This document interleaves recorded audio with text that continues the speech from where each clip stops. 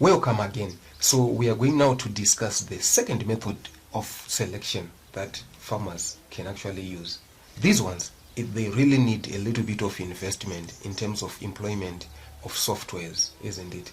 So it's good for a farmer to be aware of the softwares that are out there in terms of recording, isn't it, of traits that they are measured. Remember, our example that we are working on is pigs, isn't it? So we are saying the traits that we are focusing on as examples, we are focusing on growth, we are focusing on meat or meat quality, and also we are focusing on litter size there. These are the traits that we are using as an example in this discussion. So now, if a farmer is going to use number 2 method, the first one was mass selection, then the second method is the animal model.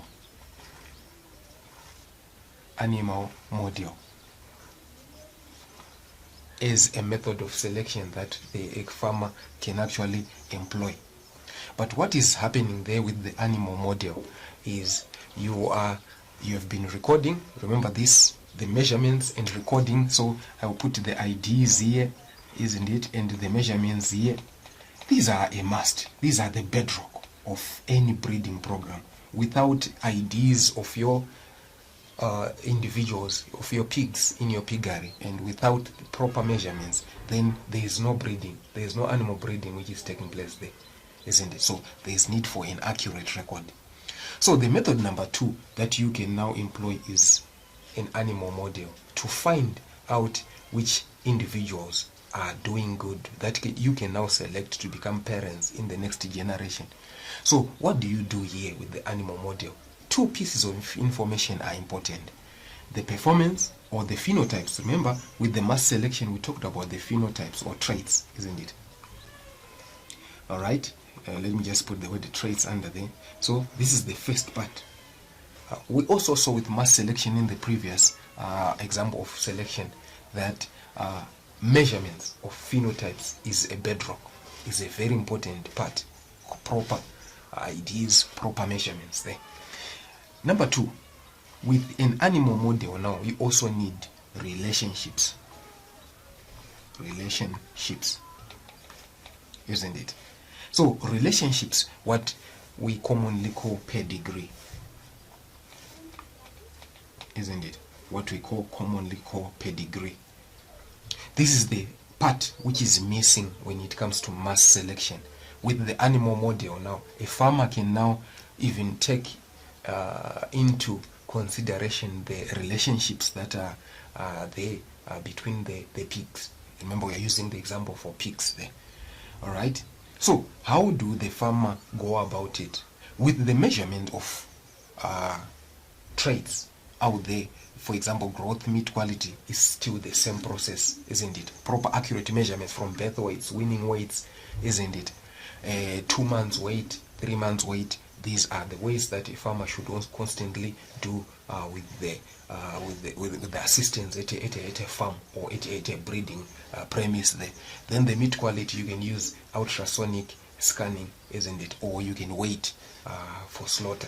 But remember, the disadvantage for slaughter is once you slaughter, then you measure. Yes, you can measure the meat quality, but that individual cannot now be used in breeding because the individual would have been slaughtered. Then the litter size. Remember, this one is quite easy. It means each time when a sow gives birth, you are supposed to count the litter that is given there. So these becomes traits. This become a record, a very proper record. And we say that we are supposed to now associate these traits with proper IDs, or proper measurements associated with proper IDs.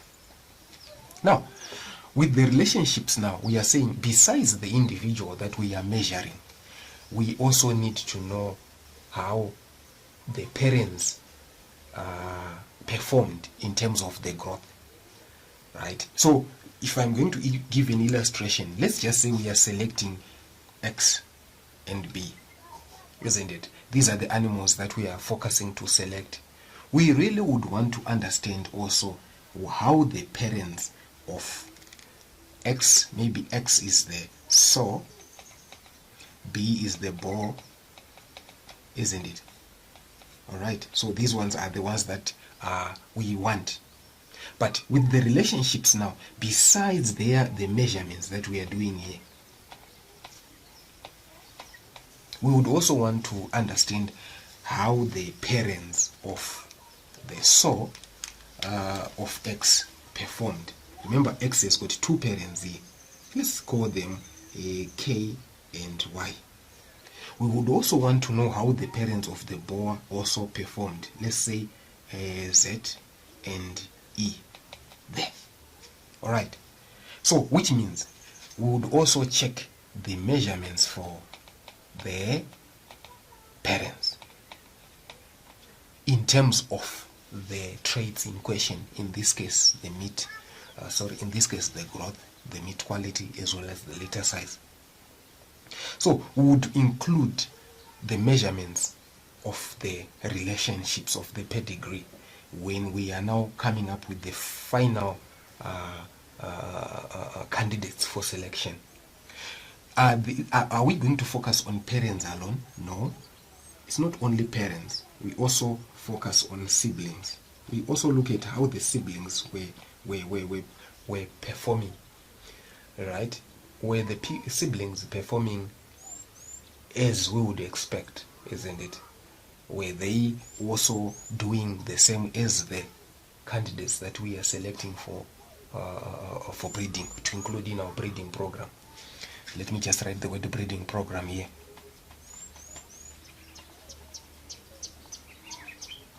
Right there. So here we are working on a breeding program. So now we are saying we are looking for the candidates that can qualify. So this method of selection, the one that we are calling the animal model, it looks not only the phenotypes and traits, it also looks at the relationships. It looks at what other members around, related members, how they were performing. So the siblings simply means the brothers and sisters. So we check also how the brothers and sisters, right? Brothers and sisters performed for the siblings. So it's, if it were humans, isn't it? We would check how your sister is performing. That would be unethical. We would also check how your brothers are performing, isn't it? It's the same here. Alright?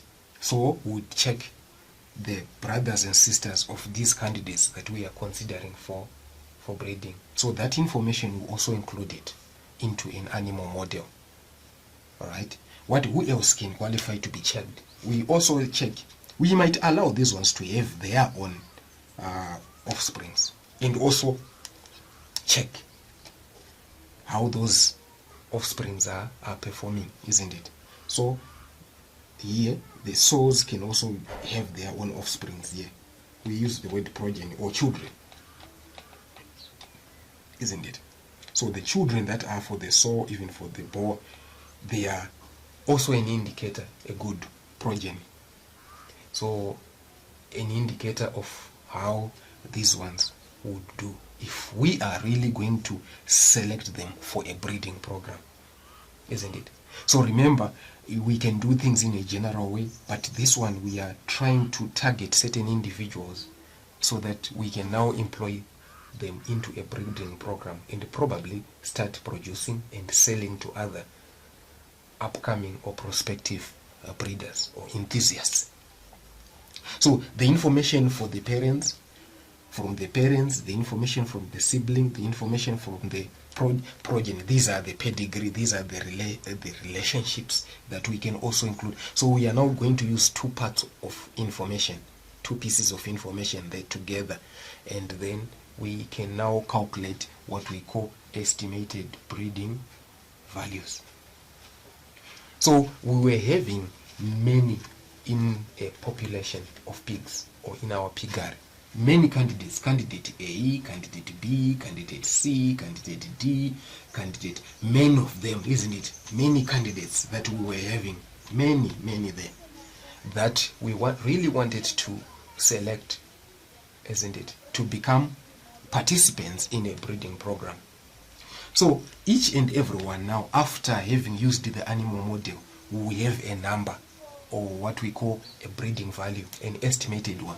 This might have 13, this might have 21, this might have 4, this might have -2, this might have 3, might have 11, this might have many numbers there. Let's just say 9, 22, 18, 17, 16, 3. All right? So if we are now going to say, okay, let's select now. All right? Obviously, someone would say 21 would qualify, 22 would qualify, 17 would qualify, 16 would qualify, maybe 18 would qualify. Remember, you're having quite a large number. This is about numbers now. When we are looking at the animal model, it's about numbers. You're having hundreds, isn't it? 70, 80, 100, 120. So you're selecting from there. So you can only do this, as you now see, that you can only do this with a proper record of relationships. A proper record of relationships that have got their traits measured. And you see, even the animal itself has got its traits measured with correct IDs there. All right? So this is the part that is very important for any person who claims to be doing animal or breeding, or otherwise they're just doing animal husbandry. So a lot of people are doing animal husbandry, but when they talk about breeding, it means simply it's an abuse of the word, because these records are not there, and they are not even doing selection of the animals. So it's good for you if you already have a head to now start working on a good record, isn't it? Noting all the relationships versus the ID, the specific animal. Each time when there is a new member, the record are also kept, isn't it? And this. So, but you see now this become too much. How do you keep the information? This is the part that is, now someone might ask, am I going to be writing these things down on papers? And yes, you can also write on papers, but you can use softwares.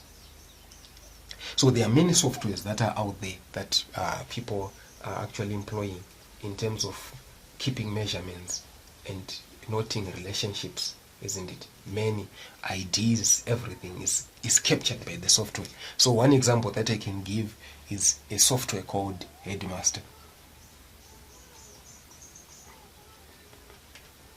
All right.